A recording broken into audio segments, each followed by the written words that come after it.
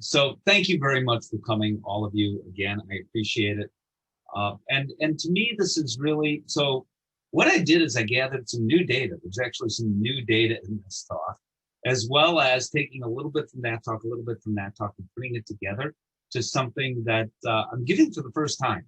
So if I stumble a bit, I mean, speakers who are out there and speaking all the time, the truth is that we may give a talk 4, 5, 6, 20 times, 50 times, one particular talk, tweaking it along the way, updating, of course, but you're all my virgin folks. So this is the first time out for this one. And you know what? You all know that this is possible. It's rare, maybe more rare than what we want to see.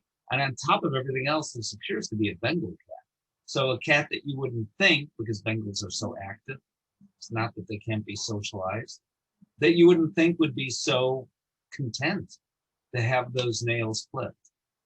And content in this case is the right word. If you're reading the body language, this cat is like saying, I wish I was polydactyl times 10, because I really am enjoying this. I'm fast forwarding a little bit. I'm not going to play the whole thing for you, but nothing changed. And this cat, you would think, by the way, this is not the veterinarian's cat, but you would think so. I mean, this is quite incredible. I don't say that every cat's going to be like that, because that's not the case. But we can move more into that direction. That I do believe is the case. Can't be the case, though, if you're not seeing them. And the whole premise of this, and it's a line I've been using for years, is I am sure that for those of you who are veterinarians, you are the best in your market, at least the best on your block. And terrific. Not so terrific, though, if you can't see a client, right? So we need to get those cats in, and that's part of what this is about. So this is data from several years ago. The dogs, that's bad enough. We're up to 38% of people say, well, my dog hate, that's a strong word, going to the veterinarian. But for cats, we're talking about just about 60%. That's a lot. But I would argue if this data were to be refreshed, that it would be in the process of changing right now, which I'll get to. Yes, we do need to do better. 85% of cats do see a veterinarian during their first year, and we say, hey, that is terrific. But that means millions of cats and kittens do not. And most cats still, again, it's changing, don't see a veterinarian until after they're in critical need of some sort of care. Either some traumas happen or the cat is clearly ill. Here's what cat owners believe. Over 80% believe the cats are so self-sufficient that they don't require veterinary care. And the good news is that if you do have the opportunity to talk to someone about this, in my world, at least so far, 100% anecdotally, my world, not a study, but the people that I speak to, when you talk to them on sort of a logical level and say, well, what do you mean they're so self-sufficient? That means they don't get cancer or heart disease, and people do then begin to understand. 33% of indoor cat owners say they don't require veterinary care, and it's the same answer essentially. Okay, the cat's indoors, it's safer. I don't know coyotes that ring the doorbell and say, let me in. So they're safer from some things, arguably more prone to hyperthyroid disease, which is another topic, but they're just as prone to heart disease and cancers and certainly kidney disease. Most can't recognize subtle signs of illness in their cats, which we'll talk a little bit about, and that's so true. Most cat owners don't think cats need more veterinary care as they age. I'm not sure why that is so, but again, when you talk to people, then you say, well, okay, as we age, as dogs age, why not cats? Cat owners are comfortable with longer periods between exams, and one of my goals is to change that. So what's the problem? Why aren't people bringing their cats in? Transport. Getting them there is still a huge issue. Understanding the need for preventive care. So yes, if they get hit by a car, there's a clear understanding of need. but not as much for preventive care, something we need to change, and I will be talking about. My cat doesn't seem sick. Again, we're talking about how cats do mask illness. The veterinary clinic itself and the experience itself. That's something that I'll talk about, and that fear-free and cat-friendly practices, I think, are addressing. I don't think so. I know they're addressing or attempting to address right now. Again, I will talk about why that matters, and there's new data about why that matters. And then there's Dr. Google. So folks do look up things, and this website says I don't need to see a veterinarian. It's not only Dr. Google, it's the guy at the pet store. You know, for all I know, the guy at the convenience store, the person in the dog park who has dogs and doesn't even have a cat. So this is some new stuff, actually. So cat parents perceive their cat welfare is impaired if the cat is restrained with force on the exam table. And if handling is overbearing, that reflects on their opinion of the veterinarian. This is from a fairly very newly, recent published study in JAVMA. Cat parents' assessment of pet care is in great part based on the ability to handle their cat. Cat parents today, especially millennials, consider emotional well-being more important than ever before. Fear-free and cat-friendly practices come in there. And even these first two bullet points, I mean, today, more than ever before, with millennials leading the way, you'll hear me say over and over again that emotional needs matter as much as addressing the vaccines, addressing, okay, I hear a heart murmur, that kind of thing. Medical health is certainly important, but emotional well-being is equally as important, arguably more important than ever before, to cat parents. And pet parents delay in bringing in sick or even injured cats, not only to your clinic, but if they have a bad experience, then maybe delay bringing them in anywhere. So yeah, they've dropped you as a client because they had a bad experience or perceived bad experience, just as important. But they may say, okay, I'm just not going to go to any veterinarian now if I can help it. So my goal is to have this happen. My goal is to have the cats bring their people into the veterinarian, like it or not. So low stress handling, minimal restraint, those kinds of things are really important. It's important, obviously, for the welfare of the cats. It's important for the staff. Things are safer that way. But for the purposes of this talk, it's important because if it is perceived that the pet has had a poor experience, then we now know that people are unlikely to come back, at least to see you again, and may stretch out that period as long as they can between visits, just because they perceived their cat was suffering, whether the cat really was or not.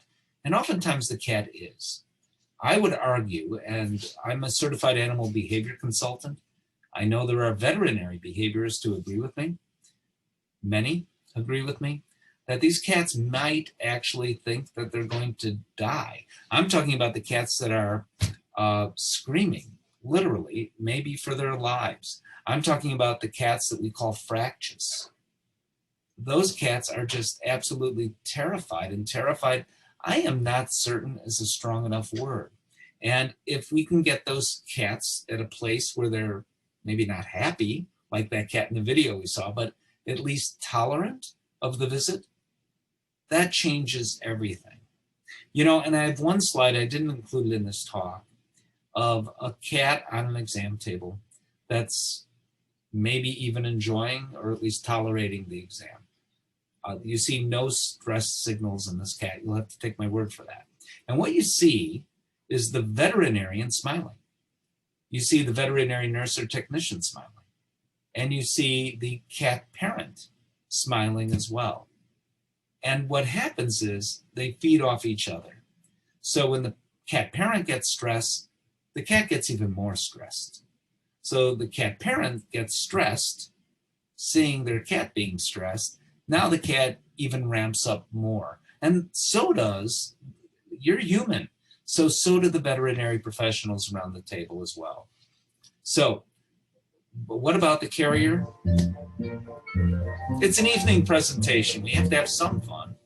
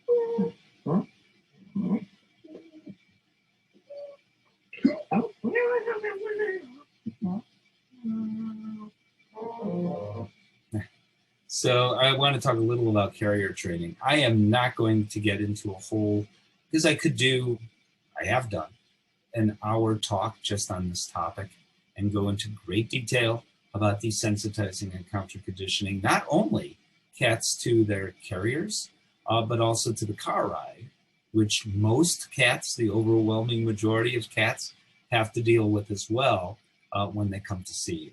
But I'm going to kind of do a quick overview here. So you're about to see our then maybe 12 or 13-year-old Devon Rex cat named Roxy. For whatever reason, Roxy used to like her carrier a lot, maybe love her carrier. She'd hang out in there periodically. But then something happened. I have no idea. Being honest with you, I have no idea what happened. She didn't become terrified, so I wasn't dealing, I admit, with a cat that was terrified. But I'm going to do a quick overview here for you. So her carrier, I took apart, left the bottom part out, just in the kitchen, and it became a treat dispenser. At times, the dogs took advantage of that too. I tried to provide the treats when the dogs weren't around. And you see Roxy is happy to take the treats. And when she seemed more comfortable taking treats and would even go inside the carrier to do it, I moved on to the next step. And that was to feed her inside the carrier with the top now on the carrier. There's no rules about top on, top off, when to do that, how long it'll take. That really depends on the cat. You can see that Roxy is not thrilled about the idea as she's half out the carrier. But then if she had come in the front door, maybe she wouldn't have been. But she still at this point wasn't totally comfortable with the carrier. So we fast forward to here. I don't recall how many days later this was. And she's eating inside the carrier. What you don't know here, and you'll find out right now, is she seems fine. I lift the top up as well, and she doesn't have any interest in doing anything except scarfing down her food.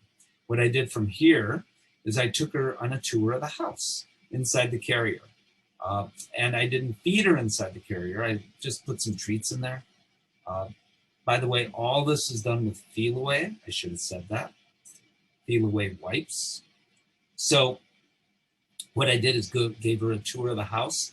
I'd walk around just nonchalantly with her inside the carrier. This is the bedroom. This is the dining room. Are you enjoying yourself, and just walk around, let her out of the carrier, and fed her. Then what I tell people to do is to take their cat down to the car, go nowhere in the car, and then make it very gradual. So first there's no car ride, it's just being in the car. Then come back and eat. The idea is the association with the carrier and the car, eventually a car ride down the street, down the block, around the block, further and further, come back and something really good happens, and that's, I get a meal when I come back. So when I reach my destination, something really good is happening. I will tell you, for cats that are absolutely terrified of the carrier, it's a lot of your clients' cats, this is not gonna, Roxy just became uncomfortable with the carrier. For kittens, it's really easy. But for these cats that are terrified, it's gonna take a little longer and may need a heavier hitter than just feel away, which I could talk about later when I answer questions if you want me to, or you could check it out here. There's information from the American Association of Feline Practitioners in their handout that's available free online, and also you can get the printed version of it to give to clients. Be encouraging of clients, have handouts like this and videos available, and there are videos available. Catalyst Console has a video, for example, but there are others out there as well. Veterinary technicians and nurses. This could be your place, and it's so important. Without step-by-step advice and excuse me, encouragement along the way about how to do this, the clients may give up or may not even try. Excuse me, that's where you come in. And I'll talk about how, using the pandemic, you may be able to come in a way we hadn't thought about exactly before. And that is virtual advice, step by step. So the client can be sitting like right where I'm sitting now. You could be anywhere, at home, in the office, wherever you happen to be, and you can offer that advice. I think that's a great use of for those who can, which is most of you now, because the laws have changed where it's easy enough to do this. And I absolutely think, because the client is comfortable sitting in that chair at home, they don't actually have to do it, but you could see, they don't actually have to stuff the cat in the carrier. You don't want to see that, but you can actually see the setup potentially, especially if they're just holding up their phone and showing you. I think this is a great way to use telemedicine. Ask open-ended questions. Now, this is nothing you haven't heard before, but some of my solutions for it may be a little different or new. The three biggies are behavior, diet, and pain. And the first two, in part because there's so much misinformation out there on the internet about diet and behavior. People look up litter box issues, and it's whatever the website says, right? And I don't have to tell you about diet. I mean, that's pretty clear, the amount of misinformation and misguided information that's out there as well.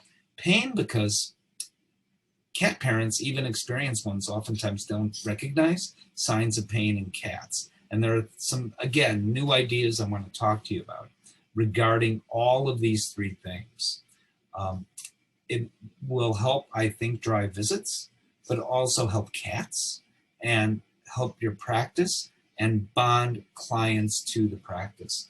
Using a technician or nurse to do a lot of this is, I think, the right thing to do for a whole lot of reasons, right? I think that technicians and nurses are often underutilized, and some of this takes a fair amount of time as well. So let's start with virtual visits in general. You can watch the cat in a comfortable environment, the cat's own environment. You may be able to even see or recognize changes in older cats that you wouldn't in clinic. You can ask clients questions when they're comfortable. They might not be as comfortable once we get back to seeing clients in exam rooms, right? But they might not be as comfortable in the exam room. And right now, You're just talking to them on the phone, so you're not generally seeing them. Better to see them, maybe. And also, you gain, not gain. See, first time I gave a typo. You gain comfort and a rapport with the client.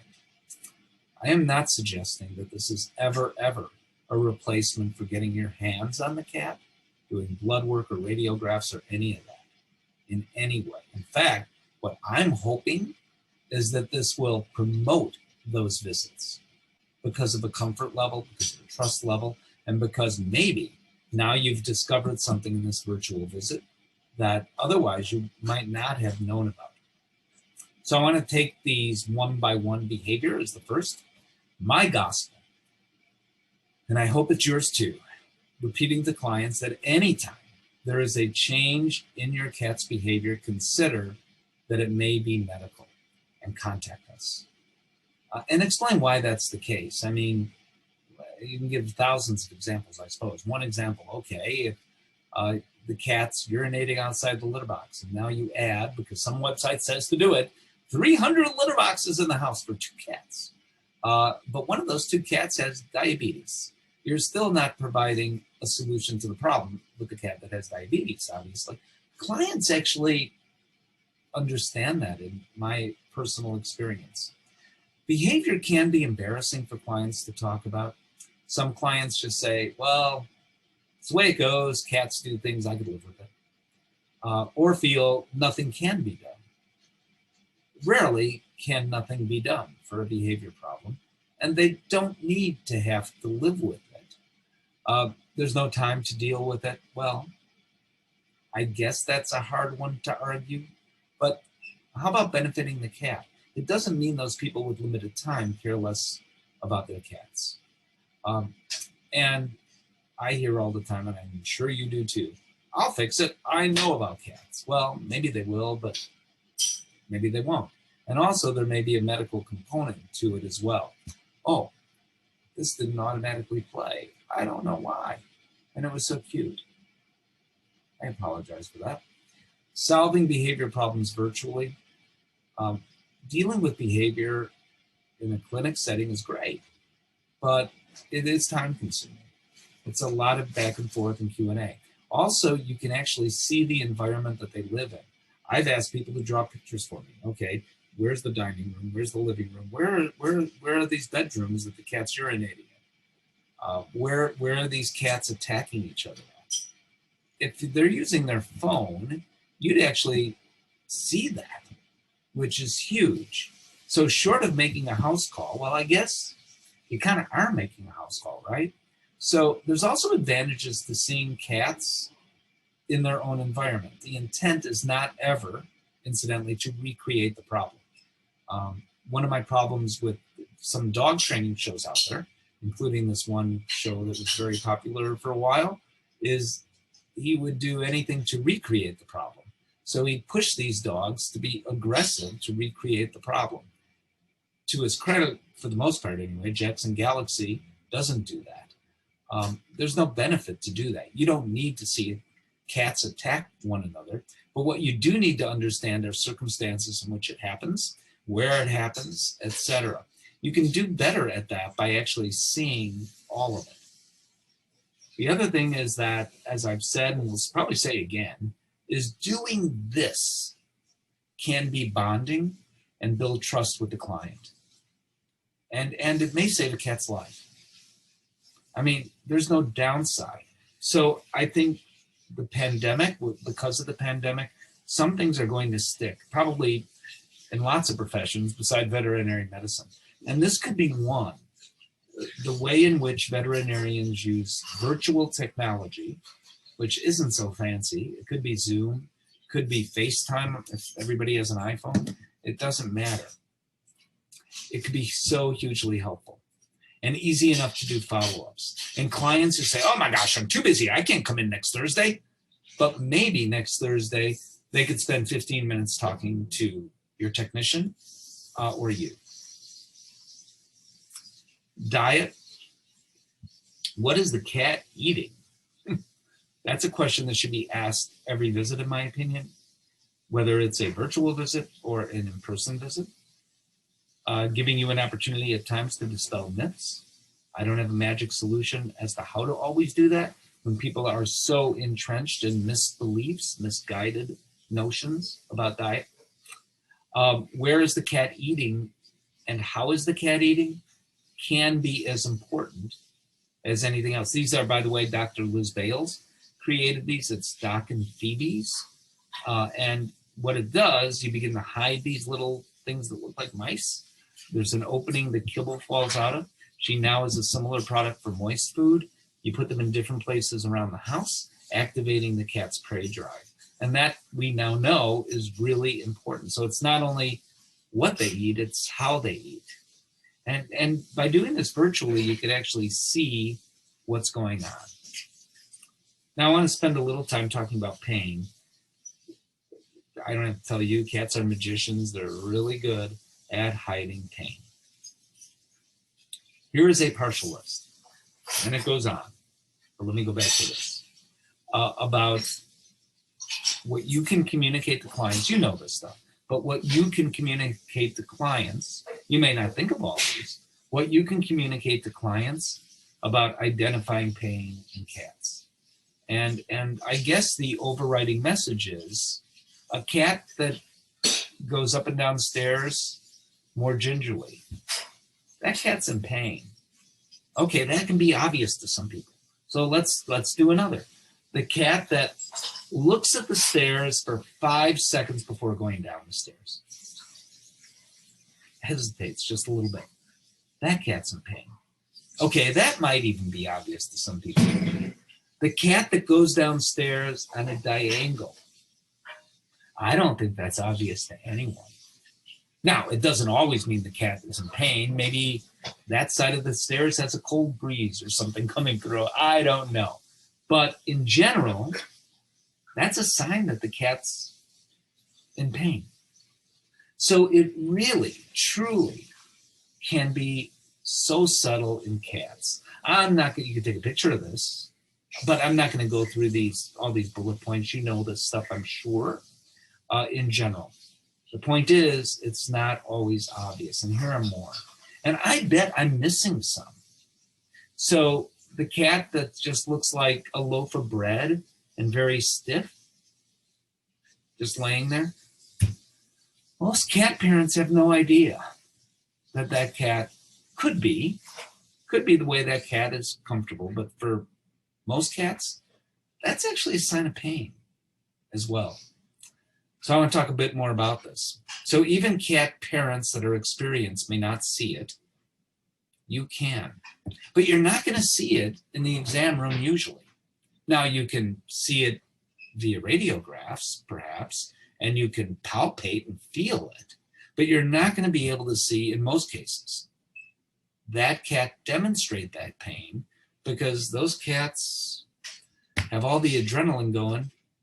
And if they're going to walk at all, and some of them aren't at all interested in that or want to do that, so they're not even going to move in the exam room. Other cats will, but they may dart about, or they're too busy at you or whatever it might be that we don't want to see. But you're not going to see it. You know what I'm talking about. So by seeing cats where they live and how they act every day, you can identify because you're trained to do it, what cat parents by and large may not be able to do. The other thing is that in defense of cat parents, it's hard because those changes don't happen overnight, right? So because the changes are so gradual and they see their cat or cats every day, it may be truly hard to notice, just as it is with people. You see someone who's lost 40 pounds, you instantly notice. You're living with someone who over a period of time has lost 40 pounds. Believe it or not, you might not notice as much. You get the idea of what I'm saying, I hope. Cats, of course, as I've said, and you know this, mask pain. Older cats do the same thing. They mask pain. They're more likely, perhaps, to be in pain. But pet parents say, oh, well, that's normal. That's okay. It's not okay. You can do not as much as we can do for dogs, or you can do for dogs, but you can do stuff, all sorts of things, right? Using a multimodal approach. No one wants their cat to be in pain that I've ever met. So they just don't understand that, okay, old age, I hate to say it because it's said every day, old age is not a disease, and you can do something about it. If the client believes the cat is hurting and says, let me show you, you know that cat is hurting because that cat is saying, ouch, with every step. Now, where's that cat hurting? What's the pain from? And that's where you may be obvious by watching via video or telephone, but it may certainly not be. And this gives you an opportunity to say, we really need to see your cat. It could be GI pain, it could be disc pain, it could be on and on. But that gives you an opportunity. Say, okay, we've identified this cat is in pain. Now we know that. Here's why. But it's impossible without doing further analysis to discern exactly what's going on. But we can't unless we see your cat. So I want to talk a little more about this. We have a tough time reading cats, of course. Far easier to read dog. There's a lot of reasons for that. One is because, at least I believe, it's because we evolved with dogs and we're kind of hardwired to understand dogs. And there's some research to demonstrate that may be the case. But the other is simply the limitations in their muscles of their face. So I love the image at my right, I'm not sure if it's at your right, of the cats that are saying all these different things, but they kind of look the same. Now we know they don't. So the Feline Grimace scale, which came out in 2019, was developed using videos of painful and non-painful cats, mostly of client-owned cats, presented to a veterinary teaching hospital in Canada. Cats were evaluated and given analgesics if they were found to be painful. The cat owner signed an informed consent form for the inclusion of the cats in the study. And from that study, I think we learned a whole lot. And I'm going to give just some examples here. The whisker changes. Again, they're subtle. Are most cat parents, and maybe some cat parents are watching this, or because you're a veterinary professional doesn't mean you're not a cat parent. Are you noticing this in your own cat? Do you pay attention? These changes are incredibly subtle. So from the loose, relaxed one at my left anyway, to the straightforward whisker change, the cat all the way at the right, that does seem to be in pain. Now, it may mean more than pain, by the way. Behaviorally, I know some of this could also mean anxiety. But it may be that it's a hint that this cat needs to be looked at further. Ear position in pain, turns out to be a relationship there. Ears rotated forward, more likely that the cat is in pain. Muzzle tension, that's something probably you innately know by looking at cats at this point. You could tell, but this is now something that's been studied and published, which is nice. Again, you could tell if you look carefully, and it's hard here because you've got the cat at the left that has no muscle tension, but look at those dilated eyes. That's an issue. Now, are those eyes dilated? Probably. My guess is just because someone's taking a picture, but I don't know. I don't know that. The head position, looking more stiff and not being able to or wanting to pick up their head, that is a sign of pain as well. That's to the far right. So you may not be able to explain the cause of pain, and you certainly can't radiograph virtually, but you can observe potentially things that you may not be able to observe in the clinic, and I think there's huge value to that. But it's not only the value to that. It's the value of taking the time, showing you're taking the time to do it, and it's a opportunity, whether it be diet or pain, like I've spent a bit more time on, or behavior, which I wouldn't mind spending time on any time, because that takes time to do right. Whether it's any of those three, and you say, I've got something here. You probably need to see the cat, and it gives you a reason to offer an explanation to that cat parent. So this is our cat, Roxy. At the left, she was about 15 years old. And you could see, ignore the audio here. I'm just explaining why I'm tossing treats to keep her moving, even though she's a senior cat.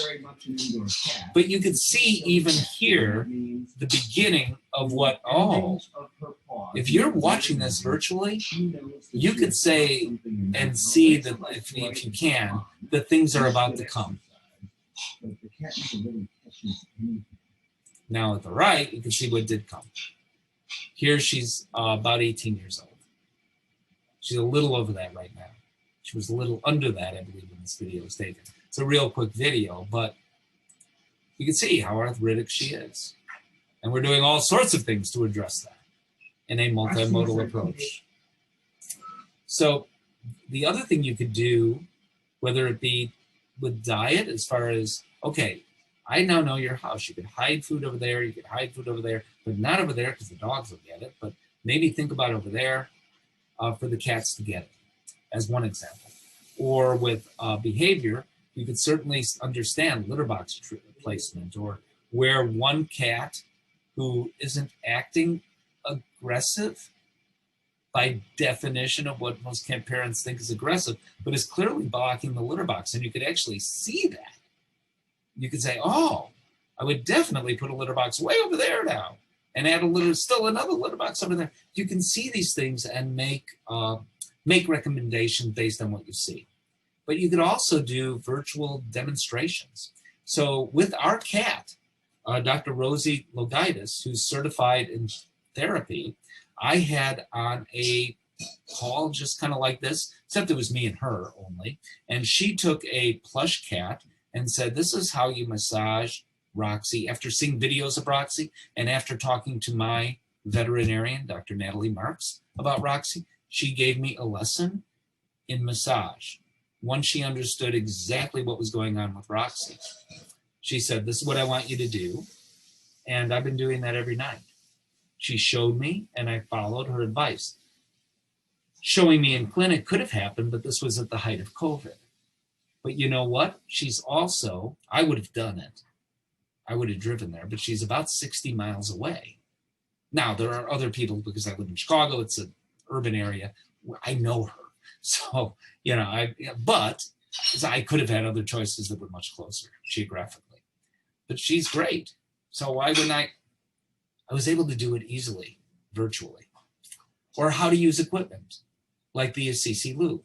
That could be easily demonstrated, just like this, virtually.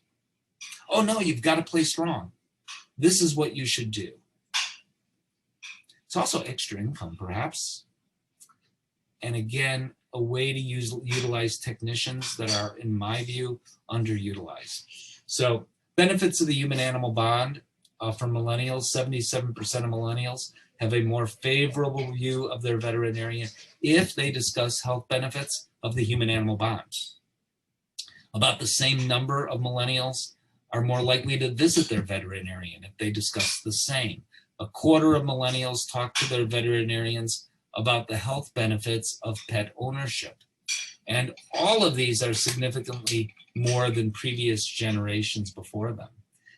Those who visit the veterinarians what did I just say, veterinarians most often for preventive care are overwhelmingly those who consider pets members of the family, which are overwhelmingly most pet parents today. There's good news. There is an increase that seems to be happening among folks bringing their cats to the veterinarian. Even parasiticide sales is on the rise. Can you believe that? Dental care products, routine checkups. Now, this was all studied before COVID, so there's a blip in the stats there. I have no idea what it is in 2020, but the trend was moving in that direction, according to the American Pet Products Association and others. The tide is turning for cats. We're more interested in cats. And most people that have a pet cat are millennials. Most people that have a pet are millennials, period. And they're the ones leading the way. And certainly cats are rulers of the interworld, aren't they? Millennials want to hear what's best for both the physical well-being as well as the mental well-being of their dogs and cats, and definitely of their cats. Communicating with millennials, though, the way they like to be communicated with, which is a whole different talk I give in of itself. This is one blip of that talk, really matters.